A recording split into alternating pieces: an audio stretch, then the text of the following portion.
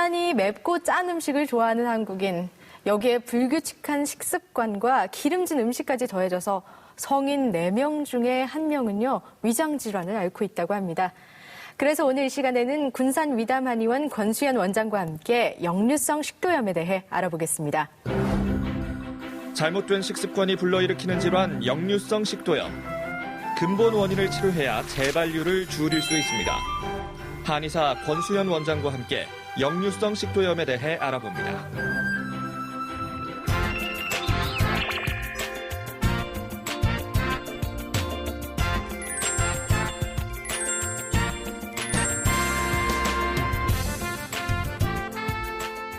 네, 원장님 안녕하세요. 네, 안녕하세요.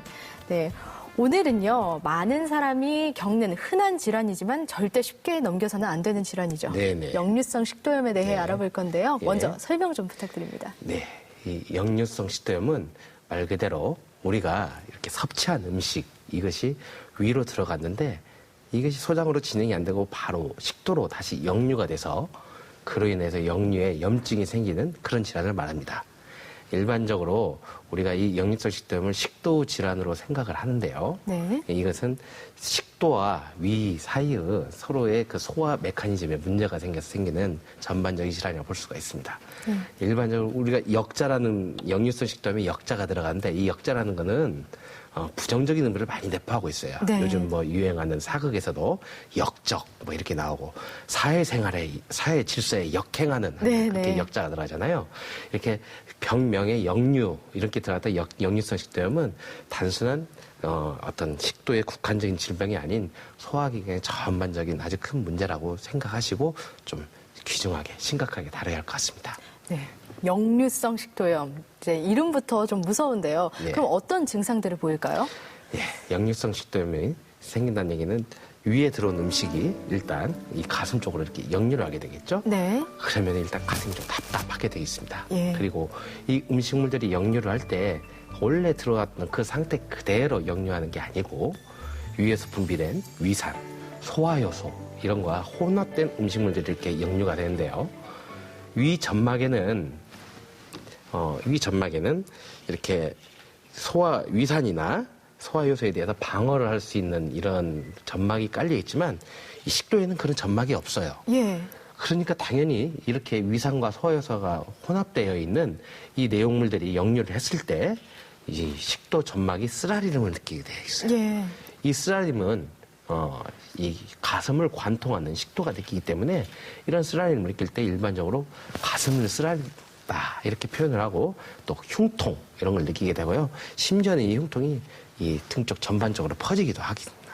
또 더불어 이게 계속 오랫동안 올라오기 때문에 이 압박감으로 인해서 신트림도 나오고요. 예. 또 이 위산과 소화효소의 복합체가 계속 위로 압력을 가하기 때문에 입맛도 쓰고 네. 좀 신맛도 나게 돼 있죠. 네. 이 역류가 계속 또 되게 되면은 압박을 받기 때문에 목에까지 영향을 미쳐요. 그래서 목 이물감을 느낄 수도 있고요. 이런 것이 심해지게 되면은 기침, 천식들에게 이유를 알 수 없는 원인 모를 후두 질환을 일으키고 또 목소리가 변하기도 하고 또 목이 잘 새는 그런 증상까지 생길 수가 있습니다. 그 외에 식도 기능 자체가 아주 마비가 될 수가 있으니까 그렇게 되면은 연하곤란, 즉 생기기가 어려워지는 그런 쪽까지 갈 수가 있겠죠. 네. 아니, 증상만 들어도 정말 심각한 질환인 것 같은데요. 이게 왜 생기는 걸까요?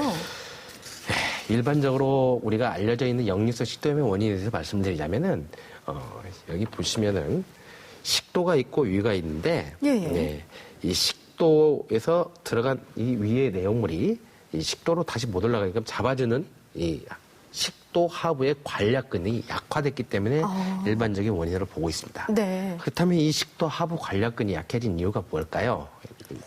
첫 번째로 소화가 잘 안 되는 기름기 있는 음식이라든지 뭐 소화 안 되는 뭐 자극성 있는 음식 이런 걸 먹었을 때 이 음식물들이 위에 오랫동안 머무르기 때문에 이것들이 이 위에 있는 이 관략근을 자극을 해서 관략근이 약해지는 경우가 있고요.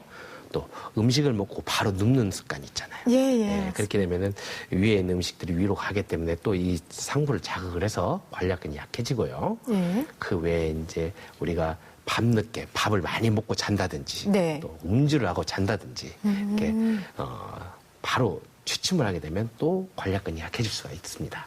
그 외에 복압이 강해지는 임신 내지는 복부 비만도 그 원인이 될 수 있고 위산을 막 분비시켜주는 스트레스, 위경련을 일으키게 되죠. 그렇게 되면 위에 있는 음식물이 위로 계속 올라가기 때문에 그걸로 인해서 또 이 식도 하부의 관략근이 약화될 수가 있습니다.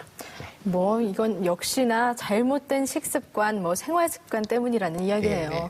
그러면 이 외에도 어떤 원인들이 있을까요? 일반적인 이런 역류성 식도염을 처음 진단받았을 때 우리가 약물 치료를 하거든요. 예, 예. 약물 치료하면 잘 호전이 되는데 식습관 개선도 하고 약물 치료 받고 나아지다가 또 다시 잘못된 식습관을 반복하게 되면은 이제 어느 순간에는 이러한 약물 치료를 해도 효과를 못 보고 또 이 식습관 개선을 했는데도 이게 호전이 안 되는 경우가 있어요.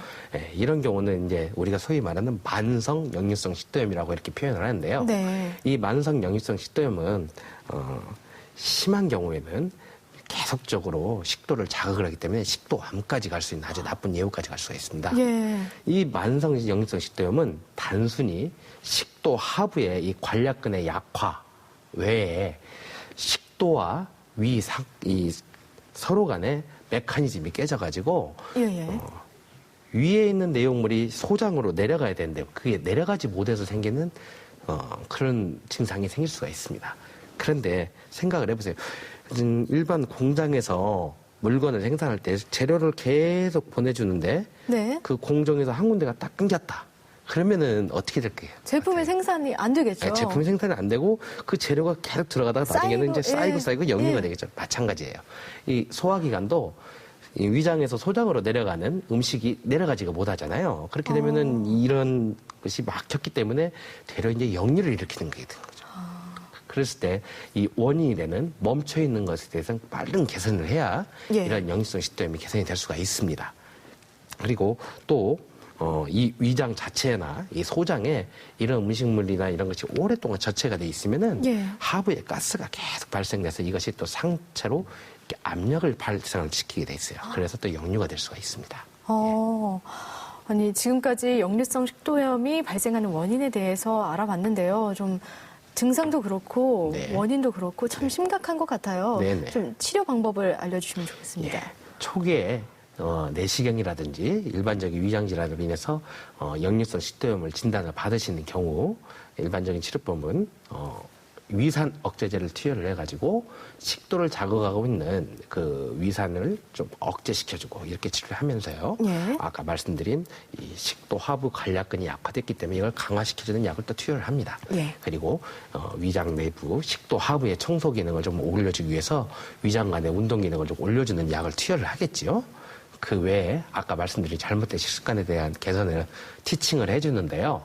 일단 소화가 잘 안 되는 기름기 있는 음식이라든지 자극성 있는 음식, 그다음에 음주, 흡연 등을 좀 피하도록 많이 권유를 하고요. 네. 음식을 먹고 나서 바로 눕는 습관을 또 바꾸도록 하고 밤늦게 뭘 먹도록 않도록 해야겠죠. 예. 그 외에 이제 스트레스도 받지 않도록 스트레스가 있으면 아무래도 위산이 분비가 많이 되니까요. 예. 그리고 복압을 일으킬 수 있는 복부 비만, 다이어트를 또 권장하는 것도 하나의 그 치료 방법이라고 할 수가 있겠습니다. 하지만 아까 두 번째 말씀드린 만성 역류성 식도염, 오래된 만성 역류성 식도염은 예. 이런 약물 치료를 해도 개선이 되지를 않습니다. 네. 그리고 식습관을 또 바꿔도 개선이 안 되죠.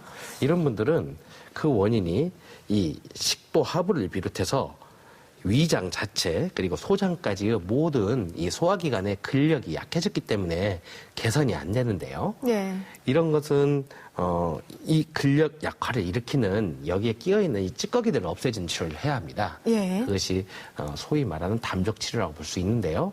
여기에 끼어 있는 이 찌꺼기를 없애주는 한약을 투여를 해가지고 여기를 맑게 해줌과 동시에 이렇게 위장의 바깥쪽에 끼어 있는 이런 아주 지저분한 찌꺼기를 이렇게 바깥에서 기계치료를 해가지고 예. 그걸 저희가 말하는 한방요법이죠. 침, 예.